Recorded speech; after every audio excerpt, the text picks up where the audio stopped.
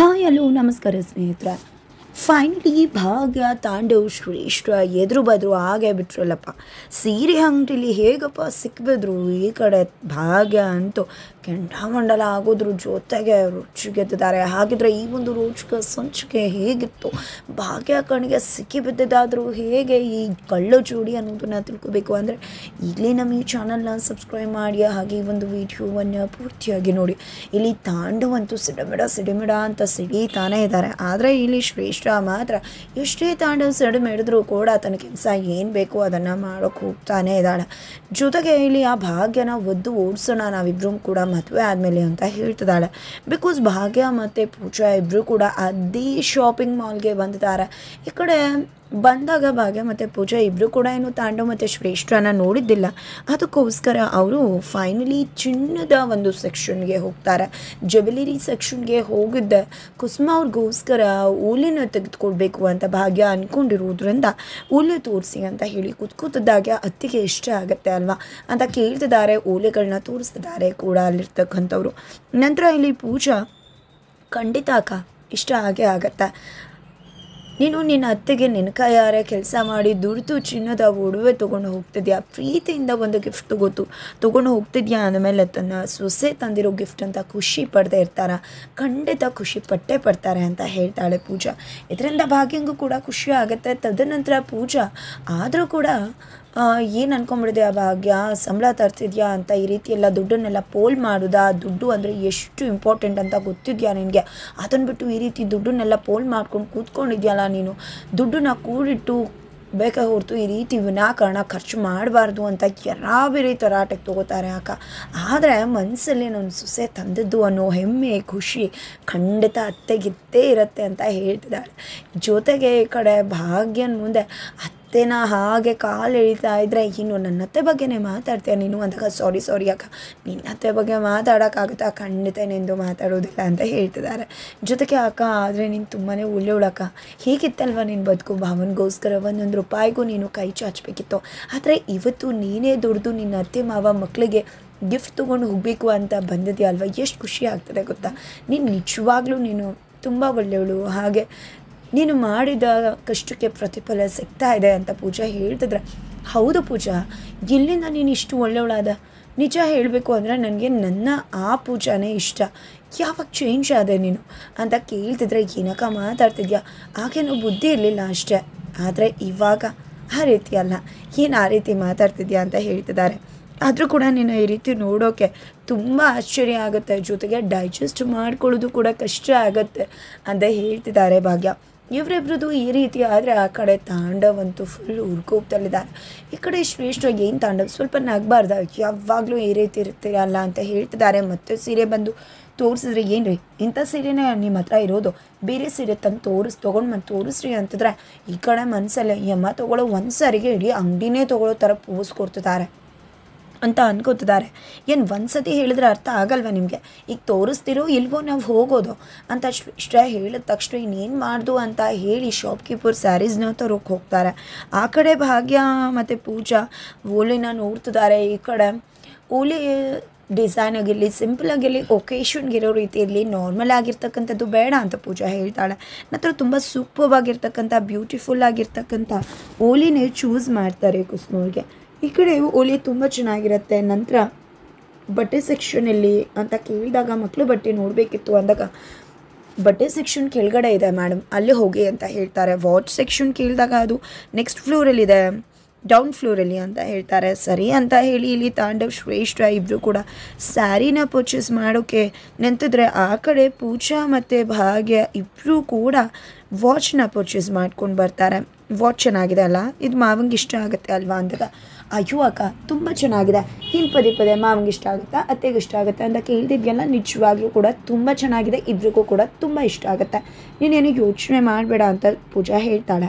ನಂತರ ಈ ಕಡೆ ಭಾಗ್ಯ ಮತ್ತು ಪೂಜಾ ಇಬ್ಬರು ಕೂಡ ಮಕ್ಕಳು ಬಟ್ಟೆ ಸೆಕ್ಷನ್ಗೆ ಬಂದು ನೋಡ್ತಿದ್ದಾರೆ. ಅಷ್ಟರಲ್ಲಿ ಈ ಕಡೆ ಇವರಿಬ್ಬರನ್ನ ನೋಡ್ತಿದ್ದಾಗೆ ತಾಂಡವ್ ಈ ಕಡೆ ತಿರ್ಕೊಂಡಿರ್ತಾರೆ. ಇಬ್ಬರನ್ನ ನೋಡಿದ್ದೆ ಹಾಗೆ ಗಲಿಬಿಲಿಗೊಂಡ್ಬಿಡ್ತಾರೆ. ತಕ್ಷಣ ಓ ಮೈ ಗಾಡ್ ಇವರಿಬ್ಬರು ಇಲ್ಲಿಗೂ ಬಂದ್ರ ಅಂತ ಹೇಳಿ ಶ್ರೇಷ್ಠ ಜೊತೆ ಸೇರಿಕೊಂಡು ತಾಂಡವಳನ್ನ ಎಳ್ಕೊಂಡು ಹೋಗಿದ್ದ ಯರಾಬಿರಿ ಔಸ್ಕೊಳಕ್ಕೆ ಹೋಗ್ತಿದ್ದಾರೆ. ಏನಿದು ಎಲ್ಲಿಗೆ ಹೋಗ್ತಿದ್ದಾರೆ ಅಂತ ಶಾಪ್ಕೀಪರ್ ಅನ್ಕೋತಿದ್ದಾರೆ.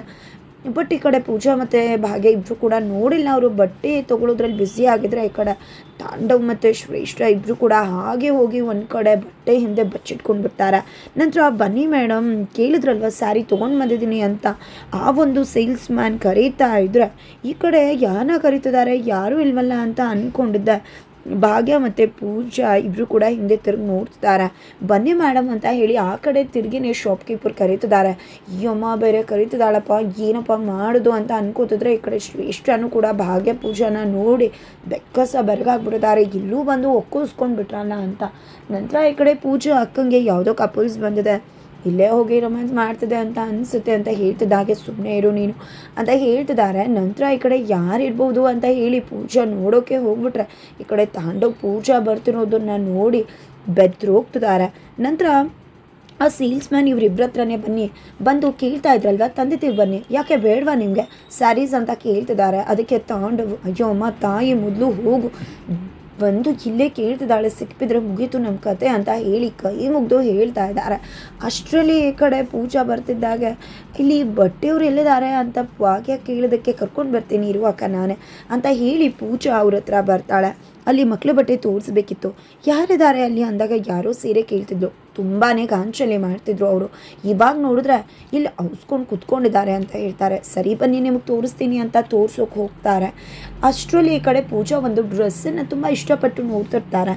ಈ ಕಡೆ ಭಾಗ್ಯ ಅದನ್ನು ಅಬ್ಸರ್ವ್ ಮಾಡ್ತಾರೆ. ಜೊತೆಗೆ ಈ ಕಡೆ ತಾಂಡವ್ ಶ್ರೇಷ್ಠ ಏನಿದು ತಾಂಡವ್ ಇಲ್ಲೂ ಬಂದು ಹೊಕ್ಕಿಸ್ಕೊಂಡ್ರ ಅಂದಾಗ ನಾನು ಹೇಳ್ದೆ ನನ್ನ ಮಾತನ್ನೇ ಕೇಳಲ್ಲ ಅಲ್ವ ನೀನು, ಯಾವಾಗಲೂ ಶಾಪಿಂಗ್ ಅಂತ್ಯ. ಇವಾಗ ನೋಡ್ತೀಯಾ ಪೂಜಾ ಮತ್ತು ಭಾಗ್ಯ ಕೈಗೆ ಸಿಕ್ಬಿದ್ದಿದ್ದೀವಿ ಅಂದಾಗ ಏನು ಬೆನ್ನೆಡ್ದು ಬೇತಾಳ ಥರ ನಾವು ಎಲ್ಲಿ ಹೋಗ್ತೀವಿ ಅಲ್ಲೇ ಬರ್ತಾರ ಅಂತ ಹೇಳ್ತಿದ್ದಾರೆ. ಹೌದು ನೀನು ಪೂಜಾಗೆ ಗೊತ್ತಾಗೋಗಿ ಬಂದರೆ ಇನ್ನೇನು ಮಾಡೋದು, ಅವಳೇ ಕರ್ಕೊಂಡು ಬಂದಿರ್ತಾಳೆ ಅವಳನ್ನ ಅಂದಾಗ ಹೌದೌದು ಎಲ್ಲನೂ ತೆಗೆದು ನನಗೆ ಬಾರಿಸು, ನನಗಂತೂ ಈ ರೀತಿಯೆಲ್ಲ ಹೊಸ್ಕೊಂಡಿರೋಕ್ಕಾಗೋದಿಲ್ಲ, ಏನು ನೆಮ್ಮದಿಯಿಂದ ಒಂದು ಶಾಪಿಂಗ್ ಮಾಡೋದು ಬೇಕಾಗಿಲ್ವಾ ಅಂತ ಹೇಳ್ತಿದ್ರೆ ಹೌದು ಶಾಪಿಂಗ್ ಮಾಡಬೇಕು, ಅದರಲ್ಲಿ ಬೇರೆ ನನ್ನ ಕರ್ಕೊಂಡು ಅಂದಾಗ ಧಾರೆ ಸೀರೆನೇ ನಿನ್ನ ಜೊತೆನೇ ತಾನೇ ಶಾಪಿಂಗ್ ಮಾಡಬೇಕು, ಯಾಕೆ ನನಗೊಂದು ಧಾರೆ ಸೀರೆನೂ ತೆಗೆದುಕೊಡೋಕ್ಕಾಗೋದಿಲ್ವ ನಿನ್ನ ಜೊತೆ ಬಂದು ನಿನಗೆ ಅಂತ ಹೇಳ್ತಿದ್ರೆ ನಿಂತು ಒಳ್ಳೆ ಇಲ್ಲಿ ಸಿಕ್ಕಿ ಬೀಳ್ತಿದ್ದೀನಿ ಅನ್ನೋ ಭಯ ನನಗಾದರೆ ನಿಂತು ಒಳ್ಳೆ ಅವತ್ತು ತಿಂದಿದ್ದು ಸಾಕಾಗಿಲ್ವ, ಇವಾಗ ಏನಾದರೂ ನಾನು ನೀನು ಧಾರೆ ಸೀರೆ ತೊಗೋತಾ ಇದ್ದೀವಿ ಅಂತ ಗೊತ್ತಾದರೆ ಮುಗೀತು ಕತೆ, ಏನು ನಾನು ಮುಂದೆ ಹೋಗಿ ಹೇಳಬೇಕಿತ್ತ ಧಾರೆ ಸೀರೆ ತಗೋ ಶ್ರೇಷ್ಠ ಅಂತ, ಆಮೇಲೆ ಏನಾಗ್ತಿತ್ತು ಅಂತ ಗೊತ್ತಿದ್ಯಾ ಅಂತ ಹೇಳಿ ತಾಂಡವ್ ಶ್ರೇಷ್ಠನೂ ಕೂಡ ಬೆಚ್ಚಿ ಬೆರಗಾಕಿಸ್ಬಿಡ್ತಾರೆ.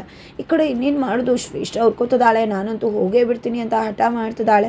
ಅಷ್ಟರಲ್ಲಿ ಈ ಕಡೆ ಭಾಗ್ಯ ಮತ್ತು ಪೂಜಾ ಇಬ್ಬರು ಕೂಡ ಬಿಲ್ ಮಾಡಿಸೋಕೆ ಬರ್ತಾರೆ. ಈ ಕಡೆ ಬಿಲ್ ಮಾಡಿಸ್ಬೇಕಾಗಿದ್ರೆ ಈ ಕಡೆ ಪೂಜಾ ಇಷ್ಟಪಟ್ಟ ಡ್ರೆಸ್ನ ಕೂಡ ತೊಗೊಂಡಿದ್ದಾರೆ. ಅಕ್ಕ ಯಾಕೆ ಡ್ರೆಸ್ ತೊಗೊಂಡೆ ಅಂದಾಗ ನಿಂಗೆ ಇಷ್ಟ ಆಯಿತು ಅಲ್ವಾ, ಇಷ್ಟ ಆಯಿತು ಅಂತ ಅಕ್ಕನ ಕೇಳಬೇಕಲ್ವಾ ಅಂದಾಗ ಅದು ಅಕ್ಕ ನಿಂಗೆ ಕಷ್ಟ ಆಗುತ್ತಲ್ವ, ಮನೆಯವ್ರಿಗೆ ತೊಗೊಳಕ್ಕೆ ಬಂದಿದ್ದೆ ಅಂದಾಗ ಯಾಕೆ ನೀನು ನನ್ನ ಮನೆಯವ್ರಲ್ವ, ನಾನು ಮನೆಯಿಂದ ಬಂದ ತಕ್ಷಣ ನಿನ್ನ ಅಕ್ಕ ಅಲ್ಲ ಅನ್ನೋದು ತಪ್ಪು ಹೋಗುತ್ತಾ, ನೀನು ಕೂಡ ನಮ್ಮ ಮನೆಯವರೇ, ನಾನು ಕೂಡ ಈಗಲೂ ನಿನ್ನ ಮನೆ ಅಕ್ಕನೇ ನಿನ್ನ ಅಕ್ಕನೇ, ನನಗೆ ಗೊತ್ತಿದೆ ನೀನು ಮೊದಲೆಲ್ಲ ಎಷ್ಟು ಡ್ರೆಸ್ ತೊಗೋತಾ ಇದ್ದೆ ಲಕ್ಷ್ಮಿನಾಗ ಉಳಿಕೊಂಡು ಅಂತ ಹೇಳಿ ಅಂದಾಗ ಅದು ಆಗಕ್ಕ ಈಗ ನನ್ನ ಹತ್ರ ತುಂಬ ಡ್ರೆಸ್ ಇದೆ ಅಂದಾಗ ನೋಡು ಪೂಜಾ ನಾನು ಆಗಲೇ ಹೇಳಿದೆ ಅಲ್ವಾ ನೀನು ಇಷ್ಟು ಒಳ್ಳೊಳ್ಳಾಗಿರೋದನ್ನು ಅರ್ಗಿಸ್ಕೊಳ್ಳೋಕ್ಕಾಗೋದಿಲ್ಲ, ನನಗೆ ನನ್ನ ತಂಗಿ ಮೊದಲಿನ ಪೂಜಾನೇ ಬೇಕು ಅಂತ ಹೇಳ್ತಿದ್ದಾರೆ. ಅಕ್ಕ ಯು ಆರ್ ಸೋ ಗ್ರೇಟ್ ಅಂತ ಹೇಳಿ ಖುಷಿ ಪಡ್ತಾಳೆ ಪೂಜಾ. ನಂತರ ಈ ಕಡೆ ಎಲ್ಲ ಕೂಡ ಬಟ್ಟೆ ಪ್ಯಾಕ್ ಮಾಡಿಸ್ತಾರೆ.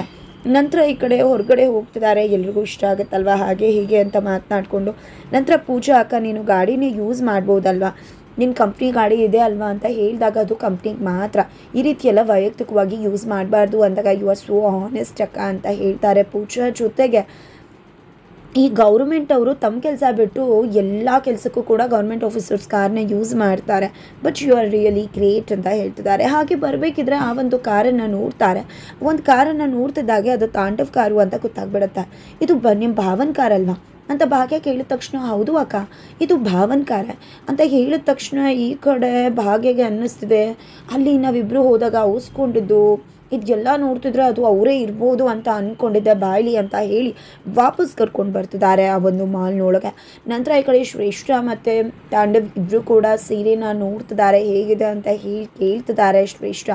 ಜೊತೆಗೆ ಹಾಂ ಇದು ಚೆನ್ನಾಗಿದೆ ಬಿಡು, ಇದನ್ನು ಸೆಲೆಕ್ಟ್ ಮಾಡು ಅಂತ ಹೇಳ್ತಾರೆ. ನಂತರ ನಾವಿಬ್ಬರು ಕೂಡ ಲಂಚ್ಗೆ ಹೋಗ್ತಿದ್ದೀವಲ್ವ, ನಾನು ಎಲ್ಲನೂ ಕೂಡ ಅರೇಂಜ್ ಮಾಡಿದ್ದೀನಿ ಅಂತ ಹೇಳ್ತಿದ್ದಾರೆ. ಈ ಕಡೆ ತಾಂಡವ್ ಗುರಿದೋಗುತ್ತೆ, ಬಟ್ ಏನೂ ಮಾಡೋಕ್ಕಾಗಲ್ಲ. ನಂತರ ಇದನ್ನು ಪ್ಯಾಕ್ ಮಾಡಿ ಅಂತ ಹೇಳಿ ಪ್ಯಾಕ್ ಮಾಡಿಸ್ತಾರೆ. ನಂತರ ಕ್ಯಾಶ್ ಆನ್ಲೈನಾ ಮೇಡಮ್ ಅಂತ ಕೇಳ್ತಿದ್ದಾಗೆ ಯಾವುದು ಬೇಕಿದ್ರೂ ಆಗತ್ತೆ ಅಂತ ಭಾಗ್ಯ ಮಾತನಾಡ್ತಾರೆ. ಭಾಗ್ಯ ಧ್ವನಿನ ಕೇಳ್ತಿದ್ದಾಗೆ ತಾಂಡವ್ ಶ್ರೇಷ್ಠ ತಿರುಗಿದ್ದ ಶಾಕ್ ಆಗ್ತಿದ್ದಾರೆ. ಎದುರುಗಡೆ ಬಂದೇ ಬಿಟ್ಲು ಭಾಗ್ಯ.